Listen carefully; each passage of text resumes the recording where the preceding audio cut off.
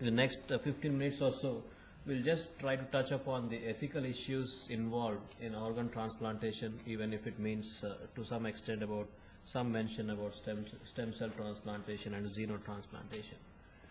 Clinical organ transplantation has been recognized. It is one of the most gripping advances, medical advances of the century, and a lot of lives have been saved as a consequence of a structured transplant program all over the world. It provides a way of giving the gift of life to patients with terminal failure of vital organs, and with the participation of other fellow human beings and of society by way of donating these organs by living individuals or those who have already deceased.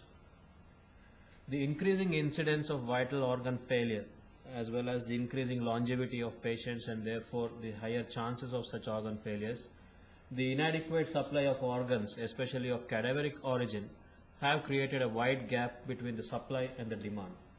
This results in a very long waiting period to receive an organ, and sometimes unacceptable deaths that happen when somebody is waiting to receive such a transplant. As a consequence, several such events of patients' lives have been lost while being on transplant waiting lists have raised many ethical, moral and societal issues regarding the supply, the methods of allocation of the meager available organs, and the use of living donors as volunteers, including minors as donors. So these are several issues which we need to take into consideration while addressing the issue of ethics in organ transplant. Through the transplantation, not only is the patient survival markedly prolonged, but the quality and productivity of life is considerably improved, especially those at extremes of age. So that makes that forms the cornerstone for any ethical discussion as to why somebody should receive a transplant.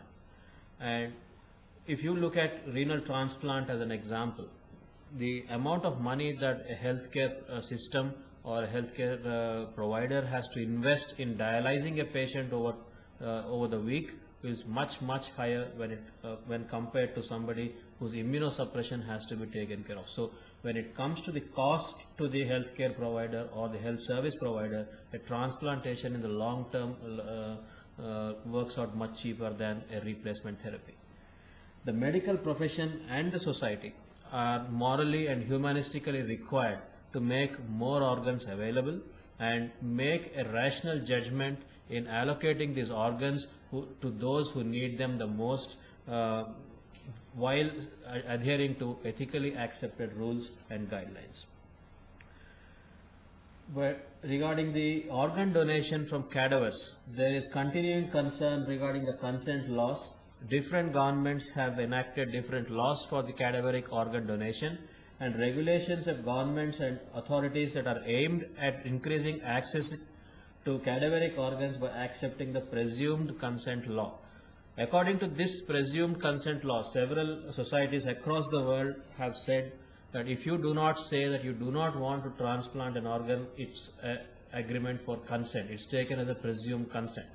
This has been questioned by several ethical groups as well as several societies, and whether somebody's no should be taken as a yes is something the presumed law has to answer.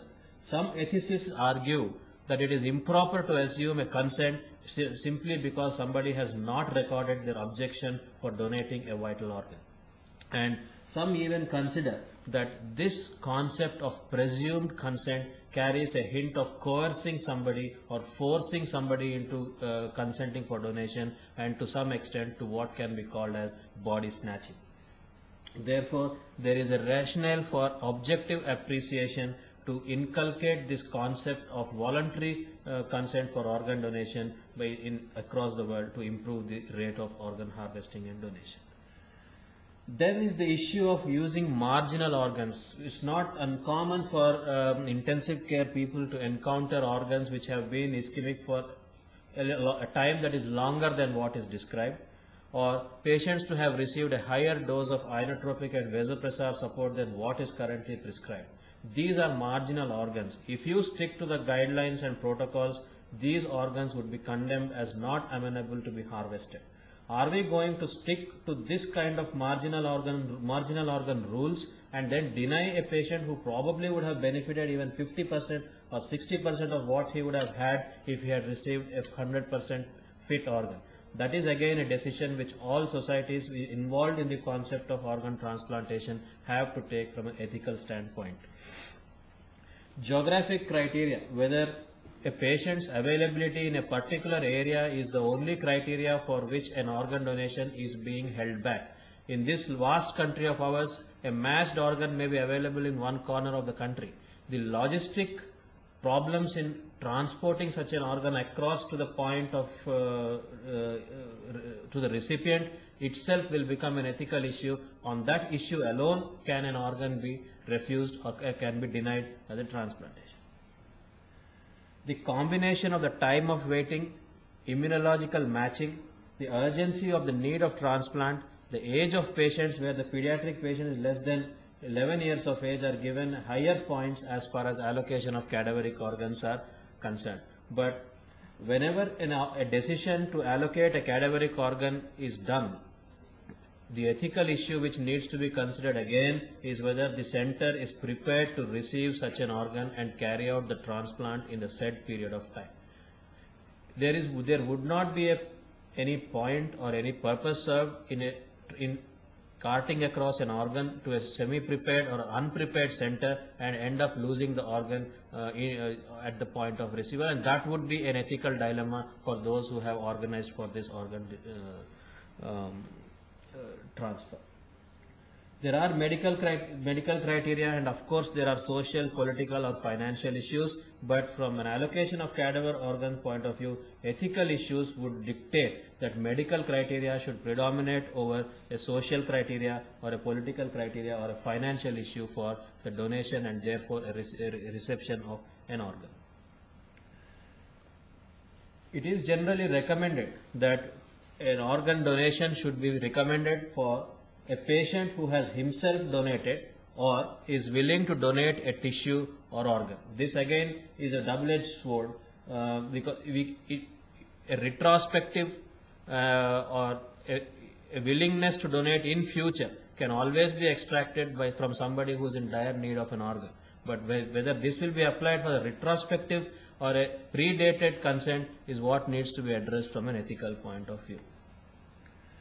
There is also a thought to give older organs to the older donors and a child donor organ to a child recipient. This might make the ethical issues a little more transparent and more easier for people who coordinate transplant programs.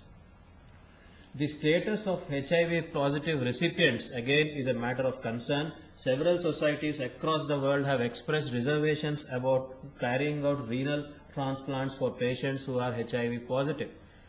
Whether we should hold somebody's retroviral status against him for a non-retroviral related organ dysfunction and deny transplant to such a patient is a point for ethical discussion, and most ethicists argue that it should be the medical condition which warranted the transplant which should determine whether an HIV positive patient would receive a transplant rather than his retroviral infection status.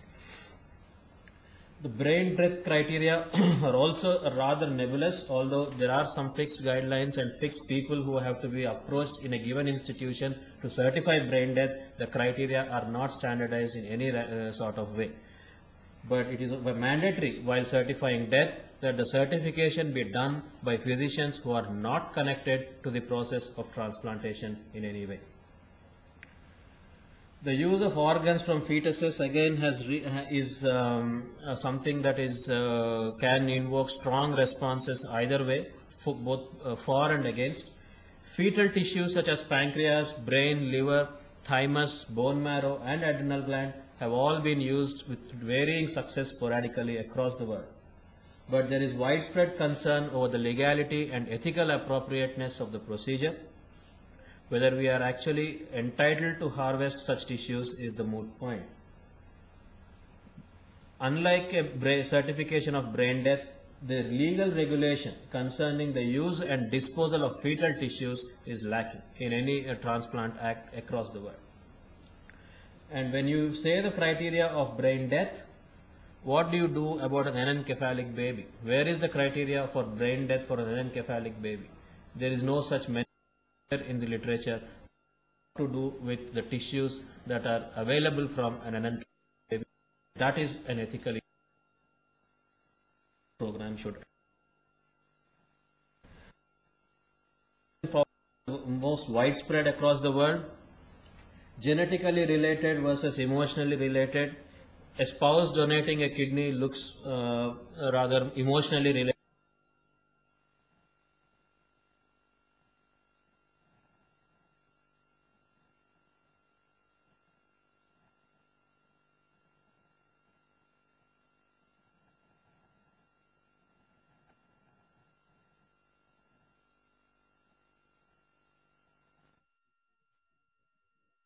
Being strongly discouraged. Be a reasonable justification of transplantation. Living donors apart from incentives.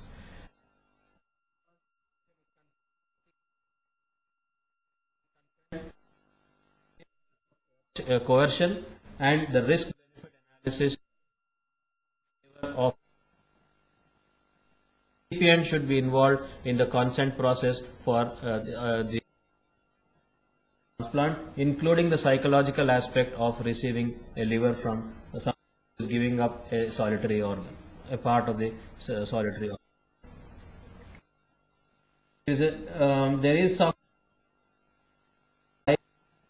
adult transplant, but there should be total autonomy for the donor and the recipient, and identities may actually be kept separate and unknown to each other. But before committing for an organ transplant, it is now recommended that all possibilities be explored for using liver support systems. Regarding the sale, this part of the world was under scrutiny, not quite sales, but purchase. Can the government actually offer some incentive, some health insurance? That is where the sale aspect of transplant can come into the picture. If a government-sponsored program of the donor consideration assures the donor of easy incentive or bribery, again an ethical when it comes to purchase of scarce organs. A few countries actually use executed prisoners as donors and take presumed consent as the law here for executed donors. This is currently practiced in China. Prisoners can make a voluntary donation, and that's what should donate. That's what should determine whether the prisoner's organs are harvested or not, and not that just because he's on death row for something unrelated, his organs should not be harvested as a presumed consent. And all transplantation societies in Europe and the United States have condemned this practice of executed prisoners as donors and have recommended that it be abandoned. So just as a passing mention, I thought I should mention it. Use of stem cells, ethical issues regarding the use of stem cells from fetal tissue also needs to be very clearly defined. Does this mean it is a mutilation and assault on immature lives is again an ethical point when you talk about stem cell harvesting. And whenever there is a financial incentive attached to it, will stem cell harvesting lead to more abortions in societies like ours? That's what we need to understand and explore while talking about stem cell harvesting. Infertility and therefore in vitro fertilizations are rising all over the world, more so in the subcontinent. There are several embryos that are left off after in vitro fertilization. Less than 50% of embryos are transferred. What happens to those left off embryos? What happens to the tissues generated by those embryos? There is no clear legal documentation or enactment to regularize the harvest of tissues from leftover embryos after in vitro fertilization. So to summarize, though organ transplantation is potentially life-saving, donor safety is of equal importance. The medical issues should predominate the decision-making algorithms irrespective of the social, political and financial situation of the donor. Unrelated donation should always be under scrutiny, and questions should always be asked for the incentive for the donor to donate an organ.